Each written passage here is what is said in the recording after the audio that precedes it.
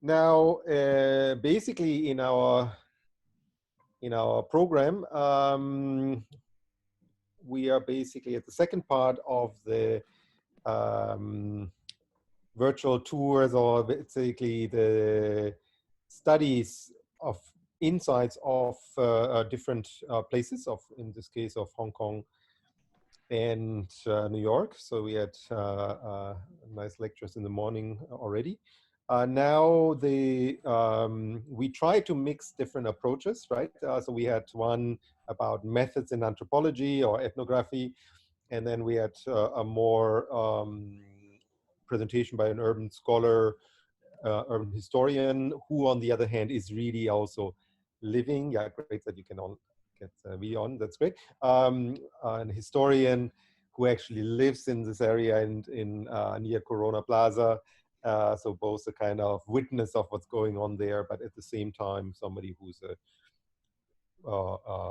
professional urban scholar in a way. We thought not to necessarily invite exactly the same match for Hong Kong, but basically have a variety of guests to give us all kind of different insights. And of course, in Hong Kong, our advantage is that we can draw also from different backgrounds, not only our academic, the friends in our academic fields, but also people that work interdisciplinary and maybe from very different angles to engage with cities. So in this regard, we invited two young ladies that will join us for the session until lunch. Stephanie Chung is basically somebody that I got to know through her work with iDiscover, and I think she will introduce iDiscover also, and is from her background, not from a design background, but I think is actually you have some business background and others. So maybe you can even also share with the students, no? Because you're also in terms of age more closer and so on, maybe to where the students will soon be, maybe.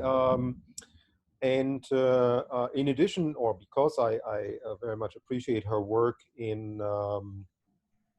her field or in this social enterprise, when we started this work related to the pandemic, we are in another WhatsApp group, which is called the Community Living Room, where a lot of from district councils and professionals and academics share information, see what we can do, how we can help, and so on.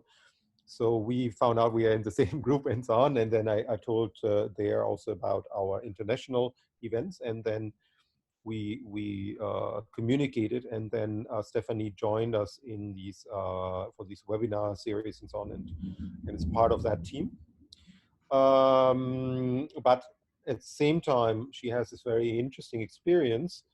And in addition, not only in terms of in general studying sites, but I think there are two other very fascinating perspectives. One is that it's working in a blended environment between digital and physical space, which I think is very much what we are interested in this kind of context, right? And the second thing is that the field in which iDiscover is working is also overlapping with tourism. And tourism is, of course, one of the essential industries that is basically from which, particularly in Hong Kong with 40 million visitors per year, many people are living, right? Not everyone can have a living in social media industry or normal factories. So tourism is a major industry. But also, I remember that most of the students, when you do projects and you design public space, always, oh, I did design public space for the tourists to come, right? And I'm not necessarily US students, but I experience this often. But then often we also say, well, why not maybe not only designed for the tourists. First of all, we are not sure if they always come. I mean, in Hong Kong, maybe, but you see, actually can break down entirely, right? Zero tourism all of a sudden, right? And it can happen with terrorism, with catastrophes, or with a pandemic, right?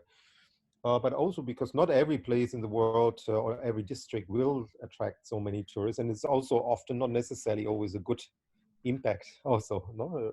So I think when we think about the new normal, the new, what will happen in the post COVID time, also the entire reconceptualization, what will be tourism in the future, from what many people will be living, particularly in this part of the world. Also, I think many Chinese cities are kind of revamping themselves, even urban, even villages in the countryside, mainly for tourism.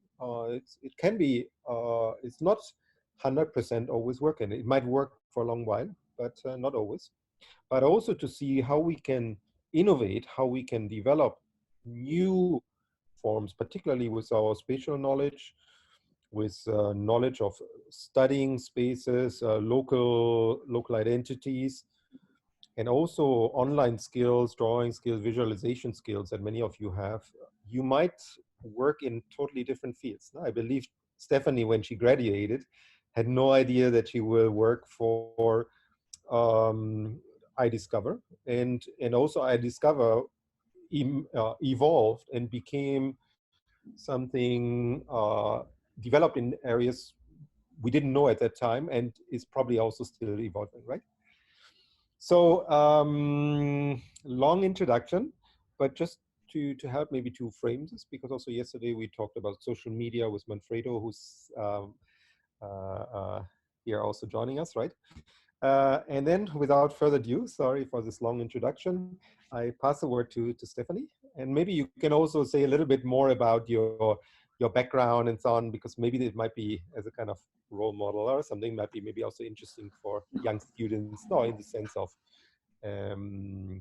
you're just kind of the next level, right? So and start with your presentation here. Thank you.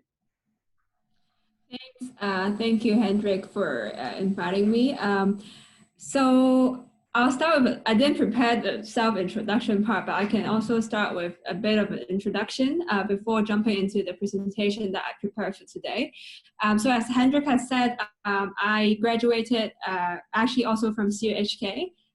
From a business degree. So it was a global business degree. So I don't think anyone from my degree or any of my professors or anything would have thought, or my parents would have thought that I would land in what I'm doing today, which is I'm a slash, I do social enterprise, NGO, I do research assistant, I do all kinds of things related to urban environment. So I do community development project, but I also care about public space. Recently, there's a new project on mental health. So, you know, a really big range of things. And I've been jumping from projects to projects for more than a year now. So really coping with the new trend of being a slash, and also involving myself in the urban environment, coming from a business background. So if you guys are interested in that, I can share more personal experiences.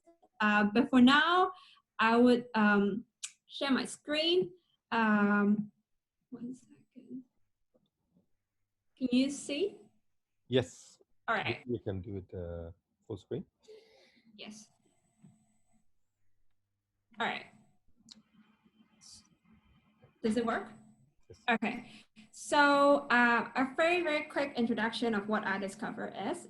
We're actually a registered NGO, registered ourselves as an NGO 2 years ago here in Hong Kong. What we do is we document the soul of a neighborhood before it disappears from the cityscape. But not just tangible buildings, we also document the people, the stories, the intangibles, the collective memories, what we call the spirit of place. So our aim of this organization is to keep heritage alive, keep culture alive before it's demolished in this rapidly urbanizing cities. So we work here in Hong Kong, but we also work across Southeast Asia, starting from 2014. So I've been doing this, testing this methodology, doing this sort of documentation for the cities for over 6 years, and we have documented in over 16 neighborhoods in Southeast Asia. So we're based here in Hong Kong, but we also work in places like more emerging places like Manila, Indonesia, India, Colombo, all sorts of places. And the way we present this sort of documentation, it comes in 3 forms. It comes in, most importantly, it's an app. It's free. Everyone can download. It tells all the stories that we dig out from the neighborhoods. There is a designer map, and there it's an illustrated map by designers, an artistic take of the neighborhood. Then we do all sorts of pop-up events. We do exhibition, we do tour guiding, we do workshops. So mainly, in short, we present the findings in these 3 sort of more touristic, so to say, products for people to understand the neighborhood from a different perspective. The goal of what we're doing, in addition to keeping heritage alive, there are 3 main goals. The first one is, as Hendrik has briefly mentioned about tourism, we want to repackage old stories that are very important, that lie within the urban fabric for the younger, more digitally connected audience like you guys. Because, I mean, they won't dig out history books and they don't have the courage to talk to people or the shop owners. So this is an easy way on a phone for them to understand what is actually behind these buildings, what is behind the streets, what happened. So these 2 girls, we made it up, Sophie and Phoebe, are basically sort of our target audience. We want to make locals proud. So we highlight places that are very unique, and we want to increase foot flow to traditional businesses. So if you are designing places, I'm sure you also understand how the foot flow, how the design is very important to lead certain people to certain places.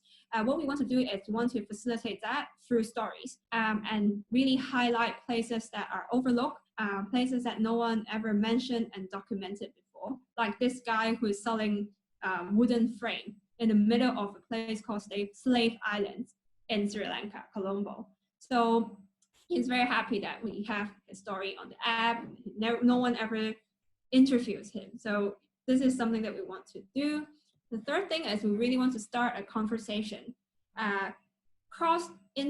whatever you call it, cross-disciplinary, interdisciplinary. We really want to use this app, use this method to connect and articulate the value of heritage and engage governments, developers, operators, designers, practitioners, all to actually be able to talk to each other in the context of culture and heritage, because they are really, as we travel around Asia, they're really disappearing so quickly. So these conversations need to happen as soon as possible, and we're there to facilitate those conversations. So it on the surface, it's a travel app, but then it's so many more layers that we want to achieve through this app and this documentation.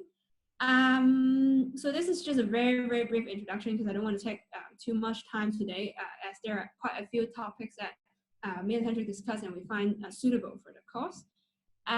So I want to immediately go into Samshui, because I understand that this is an area that you guys are interested in and will be investigating and designing for. In iDiscover, we have mapped Samshui quite a number of years ago. So as I said, there is an illustrative map version that's done by an artist who knows Samshui very well. But there is also an app that comes with it. So what I'm going to do is I'm going to give you guys a virtual tour. Probably some of you guys have already been to, but then this is a tour which navigates through our app and helps you navigate Samshui from the perspective of local communities, which would be very different from you'll be hearing from the next speaker that comes from another level and another entry point. So that would be a good contrast. So what I would do is I would show you a clip. 1 second.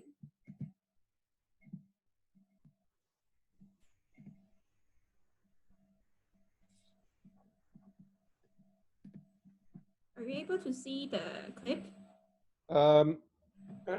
Not yet. The clip is not yet running, but we see the basically already. I don't know. Right. Okay. Yeah. So I'll talk through, there's no sound, I'll talk through the app. This is when you download the app, you enter into it, and then so you can click SamShui. There's a brief description for you to see, and some of the top sites that you will see in SamShui that we've picked for you. And if you go into it, there's also a map which you can download for free. Everything is for free. And so if you start exploring in the neighborhood, this is what you will see. There's a map, there are all these points of interest what we've picked. And if you're in the area, obviously you can use GPS and locate yourself. So for example, if I want to go to Cornwall and to savor, tofu pho and soybean milk, this is the sort of contents that you will get, the stories. What is our pick? How much is it? What is it in English? And some of the photos of the place. So even if you're not there, you can have a sense of what is it behind the scene? What are they selling? And then you can decide whether you want to go. So in this case of not being able to go out, this might be a possibility. Then there's translation for address for tourists. And you can also put it in your wish list. So if you move forward, there are typically 30 sites that we put in a neighborhood. And one of the things that I want to highlight is, for example, I'm not in the area, then we can't use the GPS, but you're supposed to be able to locate yourself, and there will be directions. So one of the narratives that we find in some triple is this sort of Aplio streets, market streets. So I'm sure some of you are familiar with it, where the entire street sells one particular industry, and in this case, gadgets, all kinds of gadgets at very, very affordable rates. I think this is one significant narrative that we have found. And you can also share the sites with your friends. So next stage, if you move ahead on the app, we also find other stuff that is very prominent in some triple. That is this sort of grassroots street stores, snack stores. And they are actually, this is actually Michelin star. They're very, very cheap. So I think this is another narrative that we found in some triple. So first is the market streets. The second one is street stores with very, very high quality of in terms of food quality, but very, very cheap in terms of price. And then the third one is actually history. Very few people talk about the history of Sun Triple. We highlighted a few sites in our routes. This is one of the temples that was built because of a disease of a plague, very similar to what we have right now. But we also highlighted this. I'm not sure if you guys actually know there's a boundary street, and it was the boundary between China and Hong Kong.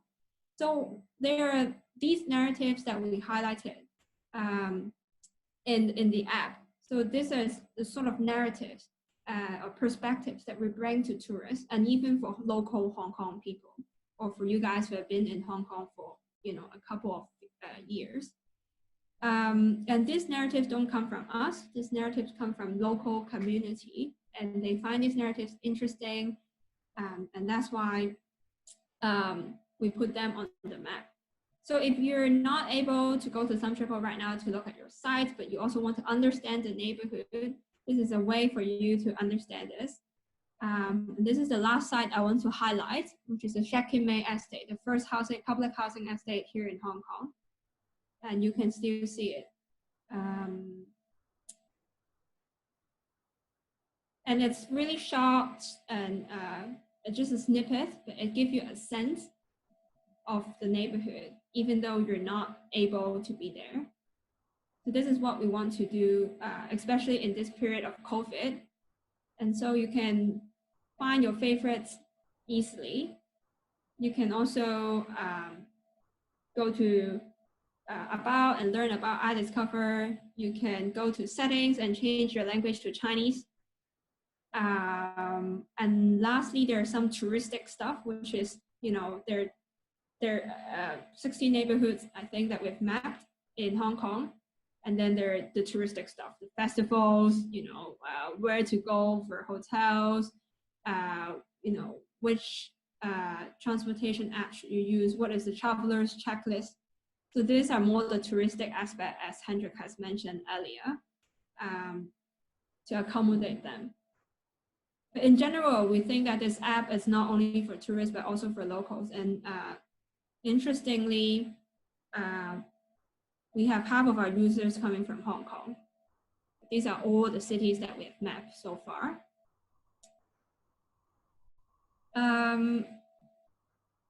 That's the video. I just want to give you a flavor of basically what we do. Let me share it back there.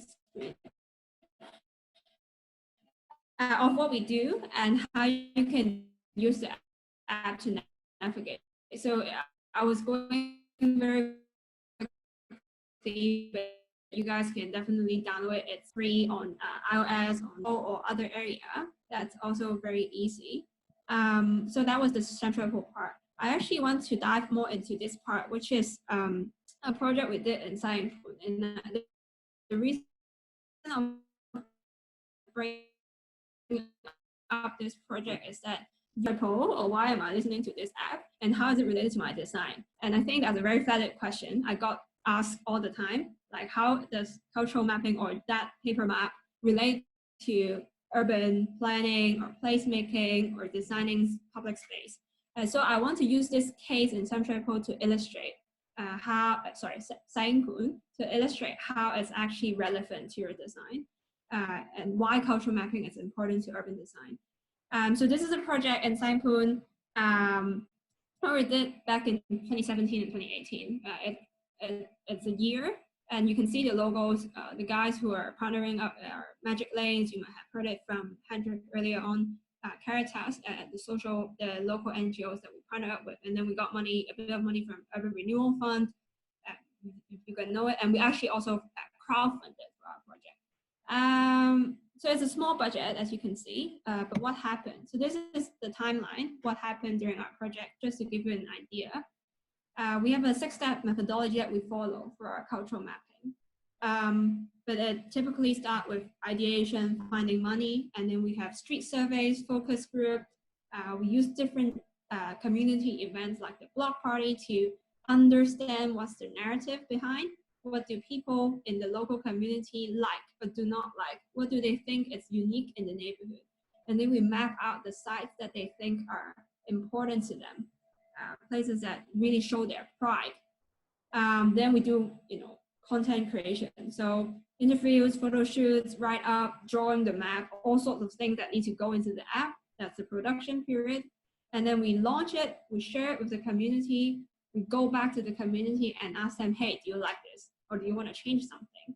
And then in this project, it's very special because we go back and make a few mini documentaries as well for the shop owners. And then at the end, there is a 2-week street museum, which I'm going to share a bit more. So this is just to give you a sense of what happened in this 1-year project as a context. So some outputs, some visuals for you to understand what I'm talking about. There's obviously the app and the map, that's very clear. But we also did mini documentaries as seen here. This guy is on YouTube. You guys can check it out if you want. And we did a street museum and a lot of workshops and tours in Saigon. And later I'll talk more about it. But this is just some visuals for you to have an idea of what happened and what actually took place. Street surveys and focus groups. Not sure if you guys are going to do this kind of analysis, but that's what we did. A lot of surveys, I think 200-300 of them with students, and then a focus group with residents, finding the scope, the narrative, the size that matter to them. So it's actually, if you can see in this flyer, it's a community map workshop, which can easily be also a community planning workshop or community design workshop. But this is the format that we take to build the connection with the community. Then we do some extra documentation and research, digging into the narrative. We then have this idea of doing a street museum to really amplify the narrative and the stories. So we go around and take photos. We documented 15 shops at the end in the neighborhood, and we make 3 mini documentaries. So this is also some of the work that we will do. But it all comes together like this. So this is an event that the mini launch and also the Magic Lane community design studio opening. So you see Hendrik, you see me, you see Amy as well, who will be speaking later on. It all comes together. So we host event like this. And then there's also another photo. This is the street museum that I'm talking about, just to give you an idea. So we literally claim the streets, and we host the exhibition along the railings for 2 weeks' time. And then we have displays around the streets. We took up a bit of the streets for kids to draw, so that it spreads around the entire stretch. But the whole idea is to bring people to the space. So this might look more familiar to you guys, more sort of the design and place and space concept. So I just want to show you, this was the original street. This is how it is still in Saigon right now. So it's very boring, typical Hong Kong street. It's not a back alley, but it is treated like a back alley. So there are litters, there are dogs, pooing, and then it's very boring. It's not elderly friendly at all. There are a lot of stairs. There are no chairs, even though there's quite spacious. So this is what it's very, very dull. And then this is an old photo from, it's from the social worker from Caritas, which shows, this streets, I think 80 years ago.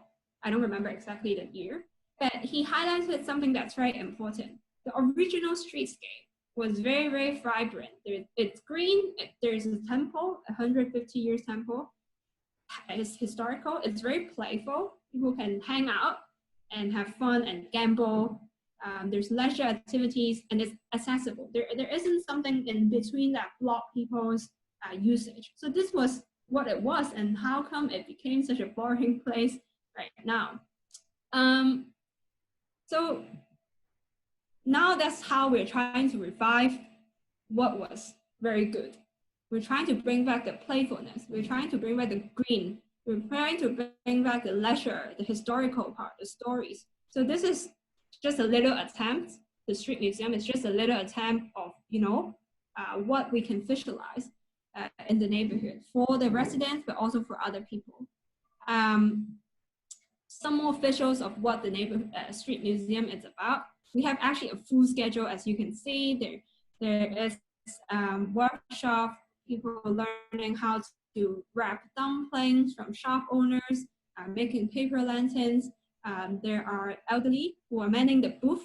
They're making connection between foreigners and local, young and old, newcomers and original residents.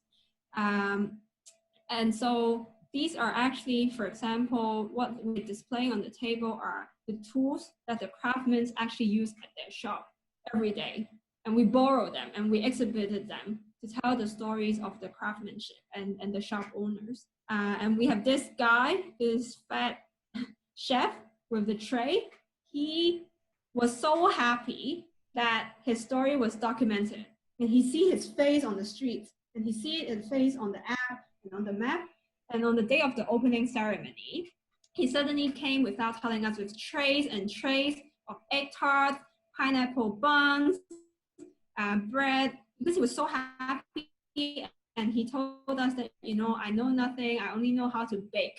So that's what I'm going to do to say thank you to you guys. So, that's sort of the stuff that we get from the community by documenting their stories and by creating a space for them. The impact. So these are some of the impacts that we achieved through that 1 year.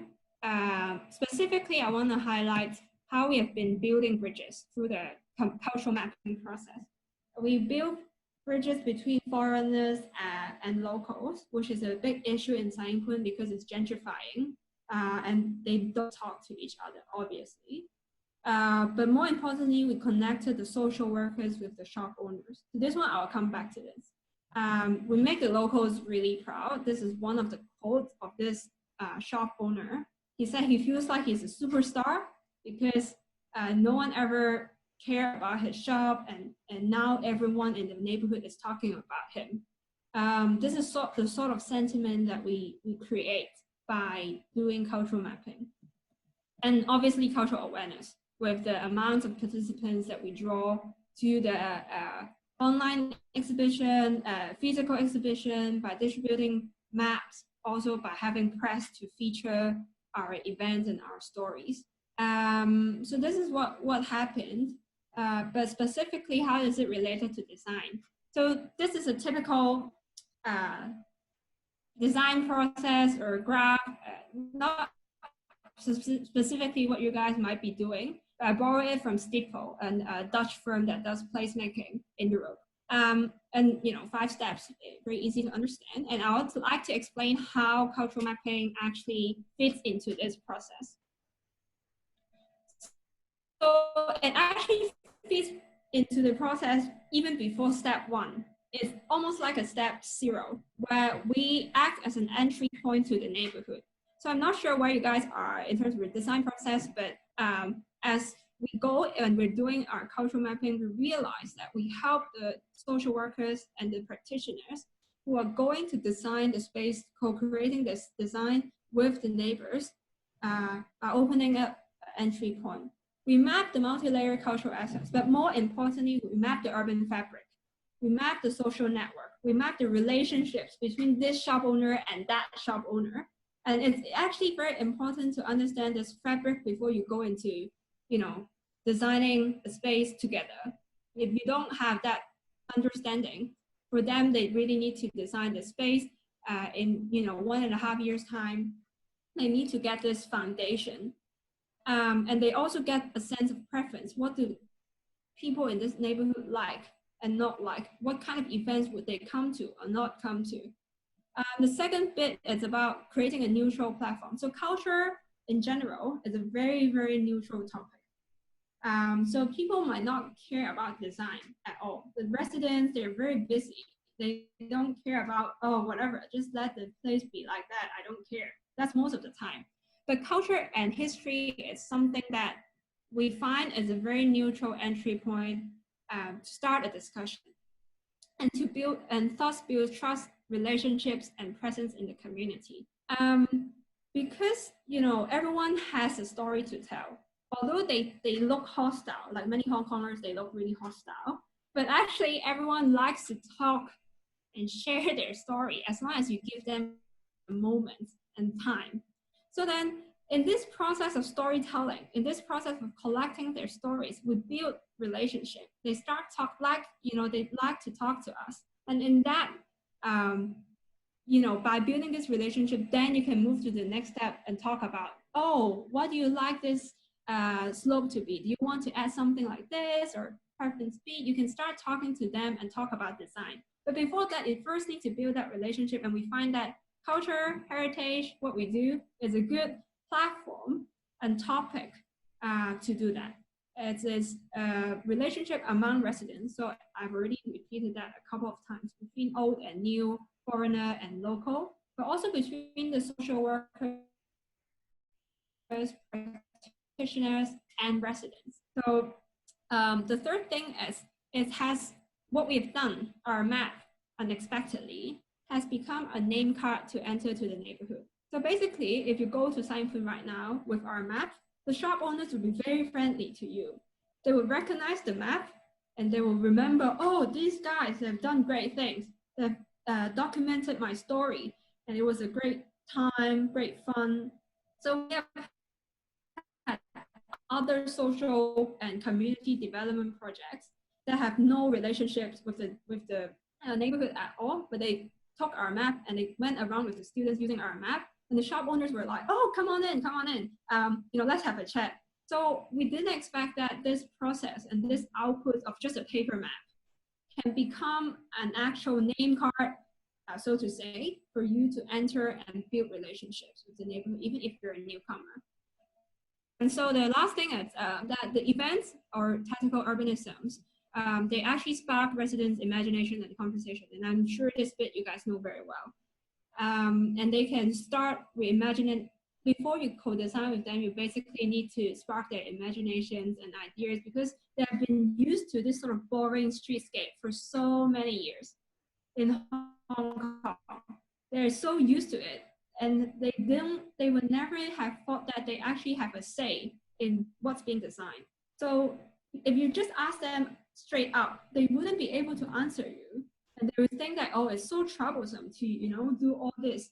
But then if you create events, and Hendrik has so many experiences in that, and doing that, you sort of influence them and you sort of inspire them that, oh, actually the streets can look like this. We can block the streets, we can claim the streets, we can cope on the streets. So you can inspire them in that sense and spark conversations. We think that cultural mapping or this sort of branding also comes in at later stage after the execution, as a branding tool, as a marketing tool, but also what we have created is a catalyst for future intervention, to make sure that interventions are always locally connected, but not in top-down intervention. The cultural mapping process also kickstart a continuous process of co-creating meaning and culture together. So not all neighborhoods and not all residents in Hong Kong have the sense of co-creating culture, but by building something constantly, regularly, events, mapping, all sorts of community projects, you create a habit. You start creating a habit together with the residents, and this would mean a lot going further when you need to maintain that design and you need to monitor and control that design and intervention. So that co-creating culture can already be kickstarted from cultural mapping. So I really like this quote from Benjamin. He said, if you want to mobilize a community, you need to recognize their roots.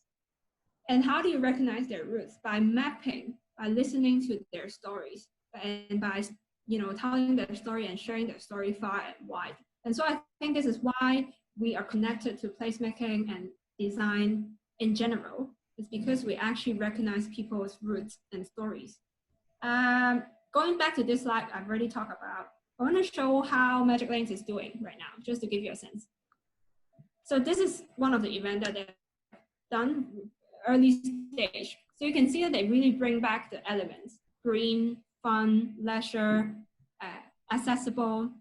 This is Mid-Autumn Festival. And this is actually some of the temporary or hopefully physical interventions. So they decorated the stairs, they painted the railings, they added greeneries, which is a result of a poll. They added the wheel, well, I don't know what you call it, like the play equipment around the lamppost to make it fun for even adults. So this is the progress so far. And if you want to keep track of how this sort of one of the first community design studio in Hong Kong, then you can go to their Facebook, Magic Lanes, just to understand if you're interested in co-designing. Just two more slides to go, just to answer some of the questions that Hendrik raised in terms of coping with the new normal. So here, people are not traveling. What can they do with our app? So we are actually exploring the possibility of enriching experiences. So not just, you know, what we have right now, but how do we incorporate audio tour? How do we incorporate virtual reality? How do we video clips that we have made? And for example, the picture in the middle was that the Neighborhood Street Museum, we actually turned it into an online series of stories that we put on our website. So we have all these collected stories, memories, objects. How do we enrich these layers and put it into the app for people who can't travel there and actually still have a very good experience, virtual experience of the place? This is one direction that we're looking at because of COVID, for tourists, but also for anyone who can't travel to one neighborhood. The other thing is more interesting. How do we cope with new normal and do engagement? So there are four stuff. The first one is we would upgrade our app so that it's more interactive. People can comment, can like, share, rate places, upload their own photos. But it's also about crowdsourcing. So we'll move to the direction of crowdsourcing, where people can upload, create their own tours, upload their own stories, photos, audios. It's not ready yet, but it's gonna come up very soon, by the end of this year. And then I think we have realized that the app is not just an engagement tool for cultural mapping, as I said. It's a tool also leading to public space design. It's a tool also leading to placemaking. So in that diagram, we realize how we can use our cultural mapping methodology to achieve these 4 pillars of urban sustainability. Just some examples. So for travel, obviously, but also you can see stuff like green mobility to promote walkability, to promote responsible travel, to promote other kind of stuff, ethnic inclusiveness. We have come to realize that a small cultural mapping project can be a means to a lot more engagement activities related to different perspectives, aspects in the city development. And the last thing that we're trying to explore right now under this new situation is community mapping combining with extra data sets. So right now we're looking at social media, like Manfredo has talked about. We're now looking a lot more at social media listening services. How do we grab big data, geotag data, and how do we incorporate that data with our engagement exercise to create meaningful insights of the neighborhood for governments, for district councillors, for developers. So that one we call it a neighborhood assessment report. We hopefully will have results or dummy sample report by September. But these are some of the things that we start looking into because of COVID and this new normal. Yeah, that's it. So this is a digital app, but it's for community-led cultural mapping, planning, branding of historical inner city districts. So you can see the QR code for downloading the app, and there's the Facebook and Instagram account I discovered app. That's it. Thanks so much, Stephanie.